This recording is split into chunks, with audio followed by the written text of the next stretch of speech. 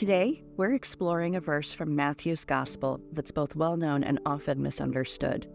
It's about how we treat each other and conduct ourselves as Christians. It comes from Matthew 7:1. "Judge not, that ye be not judged." Jesus said these words, and they are really important. But sometimes people use them to excuse their behavior or say only God can judge them.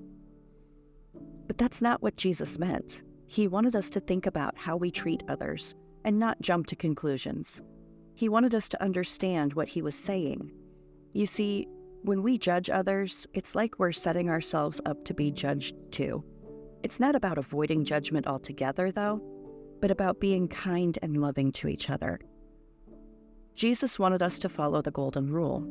He wanted us to understand that none of us is worthy of passing judgment on another, and that our focus should be on being better people, not on condemning the actions of others. We should be leading by example, not by diminishing or marginalizing others. We should not be weaponizing Jesus' teachings. But let's delve deeper into the true intent of this verse. Jesus wasn't telling us to ignore sin or turn a blind eye to wrongdoing. He was warning us against the hypocritical and self-righteous attitude of condemning others while ignoring our own faults. He was reminding us that we are not without sin ourselves, and that we should approach others with humility and compassion. Think about a situation where we've all been guilty of this behavior. Perhaps we've criticized a friend or a coworker for being late, while conveniently ignoring our own occasional tardiness. Or maybe we've judged someone for their spending habits without acknowledging our own frivolous spending. In Matthew 7, verses 3 through 5, Jesus further emphasizes this point by saying, "And why beholdest thou the mote that is in thy brother's eye, but considerest not the beam that is in thine own eye? Or how wilt thou say to thy brother, Let me pull out the mote out of thine eye, and behold, a beam is in thine own eye? Thou hypocrite, first cast out the beam out of thine own eye, and then shalt thou see clearly to cast out the mote out of thy brother's eye." This passage teaches us that before we can help others with their shortcomings, we must first address our own faults. Our Lord Jesus Christ emphasized love and assistance throughout his ministry. He didn't want us to focus on the mistakes of our fellow humans. Instead, he encouraged us to love one another and offer assistance. He showed compassion and mercy to those who were marginalized and deemed sinners by society. Jesus walked among those considered to be sinners, offering them love and acceptance. Mary Magdalene, often misunderstood and unfairly labeled, found solace and redemption in Jesus' presence. Despite her past, she became one of his most devoted followers, demonstrating the transformative power of his love. Even his chosen apostles were not exempt from being labeled as sinners. They were fishermen, tax collectors, and social outcasts. Yet Jesus saw beyond their perceived shortcomings, recognizing their potential for greatness. By associating closely with sinners, Jesus challenged social norms and exemplified the true meaning of compassion and inclusion. He didn't judge based on past mistakes or social labels, but instead saw the inherent worth and potential in each individual. In John 13, verse 34 and 35, "A new commandment I give unto you, that ye love one another as I have loved you, that ye also love one another. By this shall all men know that ye are my disciples, if ye have love one to another." And in Mark 12:31, he reiterated the importance of love, saying, "Thou shalt love thy neighbor as thyself." These verses remind us of the central role love plays in our lives and as Christians. It's not about judgment or condemnation.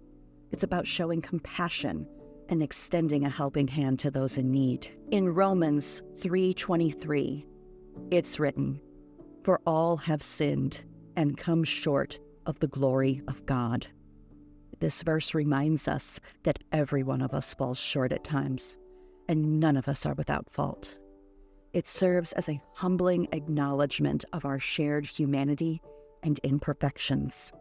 Furthermore, in John 8, verses 7 through 11, we see the story of the woman caught in adultery, where Jesus says, "He that is without sin among you, let him first cast a stone at her." The story reminds us that none of us are without sin, and therefore none of us are fit to cast judgment on our fellow man. These passages serve as powerful reminders of the importance of recognizing our own imperfections before passing judgment on others. They urge us to approach each other with humility and understanding, following the example set by our Lord Jesus Christ. We must also be cautious of phrases like "love the sinner" and "hate the sin." While it sounds noble, it can lead to judgment and condemnation. It's important to remember that Jesus showed unconditional love and acceptance to all, regardless of their actions. He didn't separate the person from their sin. He loved them despite their sin. This phrase can be problematic because it can create a sense of superiority or self-righteousness. It implies that we have the right to judge others' actions while still claiming to love them. However, Jesus taught us to love unconditionally, without exception.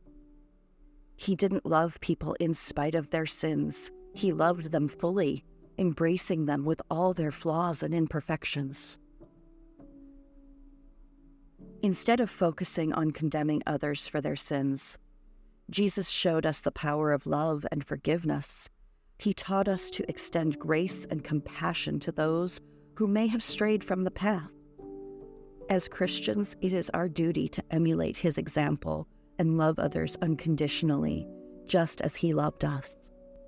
As Christians, it's not merely a suggestion, but our solemn mission to embody Christ's love and compassion for our fellow man.